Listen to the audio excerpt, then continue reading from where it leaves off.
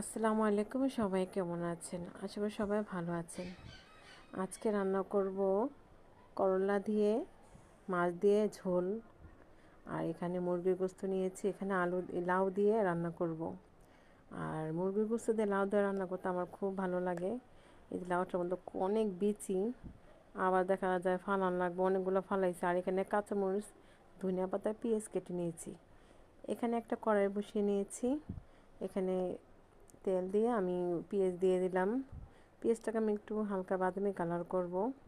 এই যে আমার বাদামি কালার হয়ে গেছে। এখন এই যে গরম মশলাটা আমি দিয়ে দিব, দারচিনি,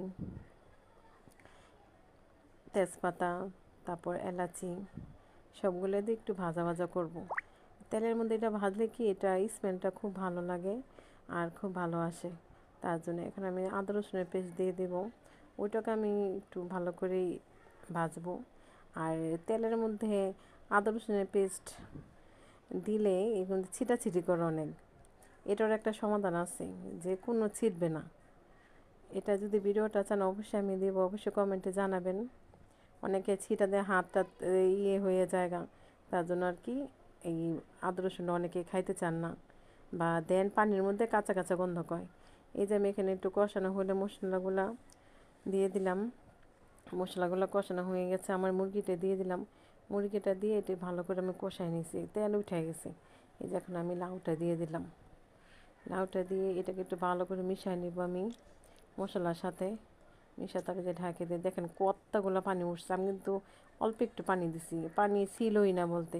এই লাউর থেকে যেগুলো পানিগুলো উঠছে সবগুলো আমি অফ ক্যামেরায় লবণটা দেখে নিয়েছি, আবার কাঁচামরিচটাও দিয়ে দিছি। ফাড়া কাঁচামরিচ একটু ঝালের জন্য। আমার কিন্তু তরকারিটা হয়ে গেছে, আর বেশি একটা ইয়ে করবো না, ঠিক আছে? একটু ঝোলে রাখবো। আমার লাউটা অনেক ভালো, তার জন্য চালো হয়ে গেছে। আর এখানে এই যে আর উস্তা যে ঝোলটা এটা করে নিলাম। আমি উস্তা ঝোল করি, তিতা লাগে না একটু। অনেকে উস্তা ঝোল খেতে চান না, তিতা লাগে। আমার কোনো তিতা হয় না, ঠিক আছে? এখানে দেখেন একটু মজা করে খাই, ভাতগুলো বেড়ে নিলাম।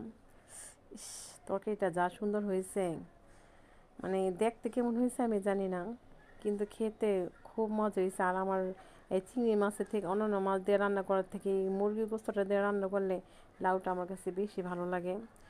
অনেকই ভালো লাগে। কার কার এরকম গোস্ত দিয়ে লাউ পছন্দ, আবার কার কার মাছ দিয়ে লাউ পছন্দ, অবশ্যই কমেন্টে জানাবেন। আমার কাছে খুব তৃপ্তি সহকারে আমি ভাতগুলো খেলাম, মনটা ভরে গেল। যদি ভিডিওটা ভালো লাগে অবশ্যই ভালোবেসে পাশে থাকবেন। আসসালামু আলাইকুম।